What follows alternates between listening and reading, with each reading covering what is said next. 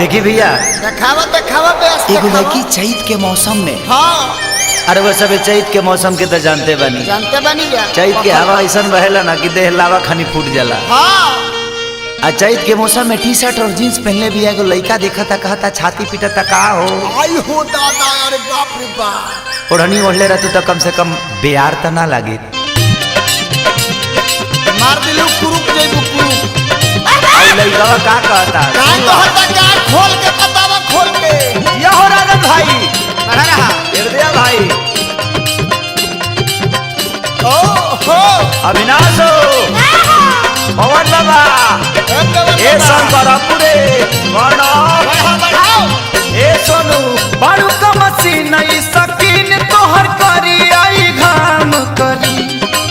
बारू का मशीन ई सकीन तोहर करी आई घाम करी जब लाग जाई जब लाग जाई पछुआ के हवा तब भी काम करी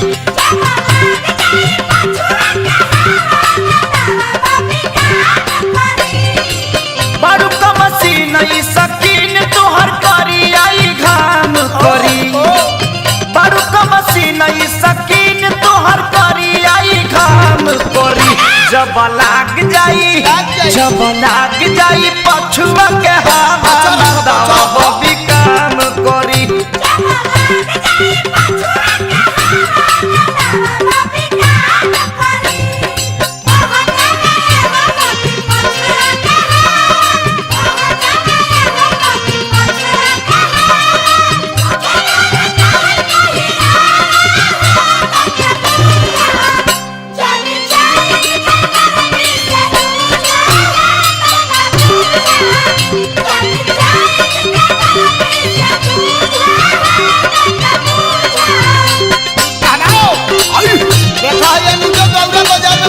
प्रसाद खियावे करके का हो देखा सब मन साथ के खेला देखो साथे साथे बिकियो बाबा चैत में गर्दा उड़ले बन छतिया उतान के चलता राह में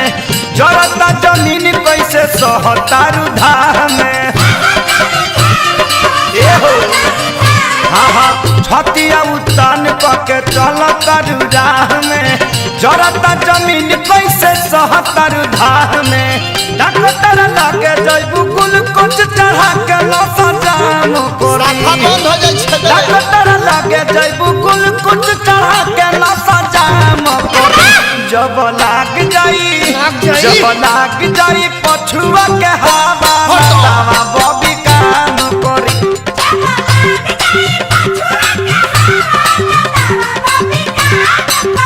ए पवन बाबा का हो दीपू बाबा बड़ा अरगन पेरता रहो पवन हो मेरे में वही काहे ले ए पंकज का हो आइला आइला बढ़ा बेस बढ़ा ए बाग हवा चिड़िया रे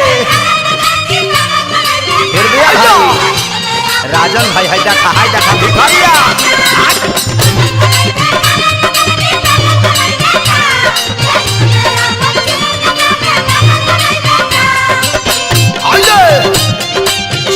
चाय था टी शर्ट नो अलाउ भिखारी हो ए राजन भाई हृदय भाई हो पवन के सारी के तो बात ल तू मानी लग जबलू नहीं देखी जवानी पवन के सारी के तो बात ल तू मानी लग जबलू नहीं देखी जवानी अमवा के सरबत पिया बुए गोरी आराम करी अमवा के सरबत पिया बुए गोरी आराम करी जब लाग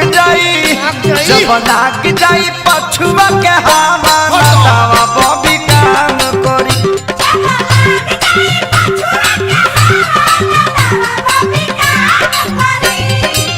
बारू का मशीन ई सकीन तोहर करी आई घाम करी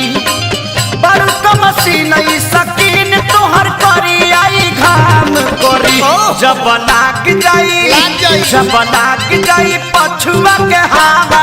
तब भी काम करी।